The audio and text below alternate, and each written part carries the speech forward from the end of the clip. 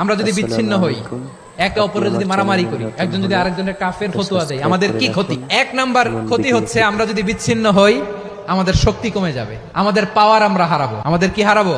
পাওয়ার। মনে রাখবেন, যখন আমি একা থাকি তখন আমি ব্যক্তি, যখন আমরা সবাই মিলি তখন আমরা শক্তি। এই শক্তি নিয়ে আমাদের সামনে এগিয়ে যাওয়ার দরকার আছে না নাই?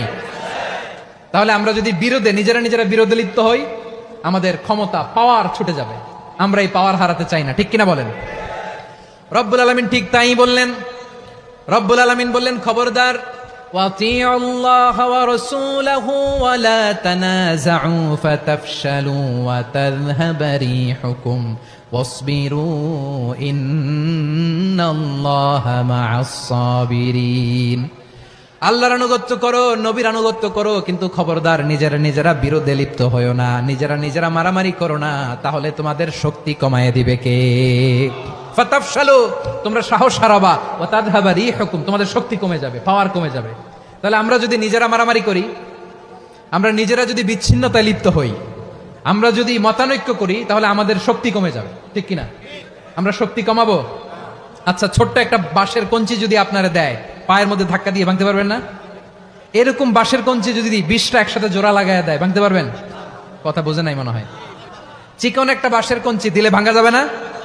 এরকম চিকনই 20টা বাঁশের কঞ্চি একসাথে লাগাই দিলে ভাঙতে পারবেন? কারণ যখন আমি একা থাকি তখন আমি ব্যক্তি, যখন আমরা সবাই মিলি তখন আমরা শক্তি। আমরা যেন শক্তি না হারাই। আমরা বিরোধে লিপ্ত হলে আমাদের শক্তি কমে যাবে। এই হচ্ছে 1 নাম্বার ডিসঅ্যাডভান্টেজ। 2 নাম্বার ডিসঅ্যাডভান্টেজ হচ্ছে, আমরা নিজেরা বিরোধে লিপ্ত হলে অন্যরা আমাদের মাথায় কাঁঠাল ভেঙে খাইতে সুবিধা হয়। কথা বুঝেন নাই?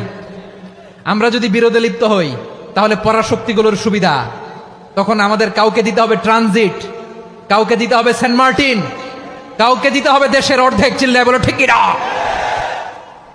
নিজেদের প্রবলেম সলভ করার ক্যাপাসিটি আমাদের আর থাকবে না। নিজেরা বিরোধে জড়ালে পরাশক্তিগুলো আমাদের মাথায় কাঁঠাল ভেঙে খায়। তখন ভারতের পিছনে দৌড়াতে, আমেরিকার পিছনে দৌড়াতে আমাদের জুতার তলা ক্ষয় হইয়া যাইবে।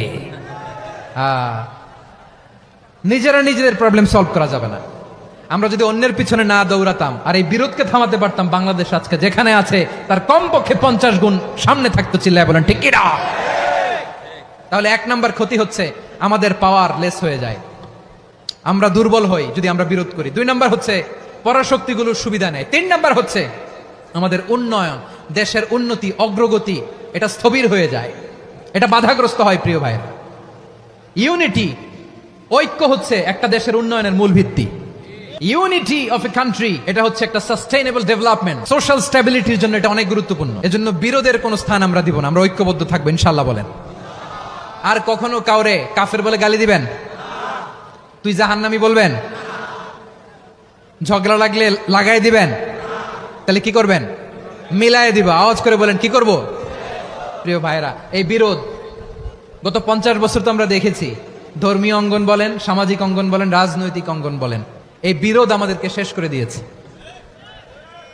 এই 24-এর ছাত্র নাগরিক অভ্যুত্থানের পরেও যদি সেই বিরোধ আমাদেরকে খায়, তাহলে এতগুলো তাজা জেনজির রক্ত বৃথা যাবে। চিল্লায় বলো ঠিক কিনা?